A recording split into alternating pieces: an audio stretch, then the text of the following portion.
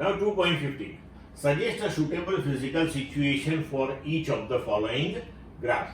See, first one that is x versus t, second one that is v versus t, third one that is acceleration versus t.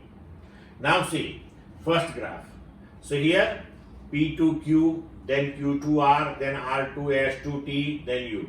So ball lies at rest on a smooth floor as indicated by the straight line P2Q. वो position change नहीं हो रही है, time change हो रहा है. It is kicked towards a wall. मतलब कि ये जो ग्राफ है वो ऐसे हो सकता है कि आपने बॉल को किक किया, राइट, तो उसकी पोजीशन इंक्रीज हो गई, राइट, और वो वॉल की ओर बढ़ा, राइट, और वहां से वो उससे कोलाइड हुआ, then rebounds. So slope of the line QR will give you the speed of kicking. Now the ball rebound from the wall. तो अब उसके opposite direction हो गई, right? So the ball rebound from the wall with a reduced speed given by the slope of line RS. At S, right? The sign of position coordinate changes the sign, right? So यहाँ पे जैसे इस position से हमने उसको kick किया था, वो गया, फिर वापस वही पोजीशन पे आया और वहां पे आके रुकेगा नहीं, वो पोजीशन से पीछे जाएगा. तो जहां से हमने किक किया था उसके बैकवर्ड वो चला गया, तो ये ग्राफ नीचे जाएगा अब. So at S the sign of the position coordinate changes the sign. It indicates that the ball moves to the opposite wall which stops it. The line T2U indicate the final rest position of the ball. मतलब कि ये particular time पे ये जो यहाँ पे position आएगी वो पोजीशन पे जाके वो स्टेडी हो जाएगा.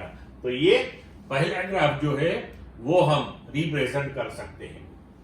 अब दूसरा ग्राफ देखते हैं, that is velocity time graph. Okay, तो यहाँ पे देखो कि वेलोसिटी डिक्रीज हुई, इंक्रीज हुई, decrease.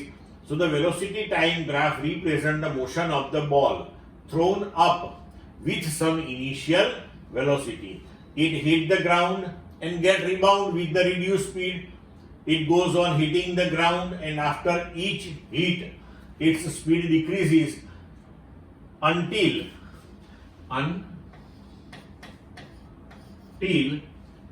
it becomes zero and the ball comes to rest finally. तो ये वेलोसिटी इंक्रीज हुई, डिक्रीज हुई, इंक्रीज हुई, डिक्रीज हुई, इंक्रीज हुई, डिक्रीज हुई, ऐसे करते करते करते करते वो एवरी टाइम जब रिबाउंड होगा तो धीरे धीरे धीरे उसकी वेलोसिटी कम होती जाएगी और फाइनली वो जीरो होके रेस्टिंग पोजीशन में आ जाएगा. Third one, acceleration versus time. तो यहां देखो ऑल ऑफ सडन एक्सेलरेशन की पीक मिलती है आपको. So the acceleration time graph represents the motion of uniformly moving cricket ball turned back by hitting it with a bat for a very short time interval. तो जब bowler ball डालता है, batsman hit करता है, तो जब ये direction में वो आ रहा है, वो हिट करता है, तो इमीडिएटली डायरेक्शन उसकी चेंज हो जाएगी और बैट और बॉल दोनों का जो कांटेक्ट टाइम है वो तो वेरी स्मॉल है.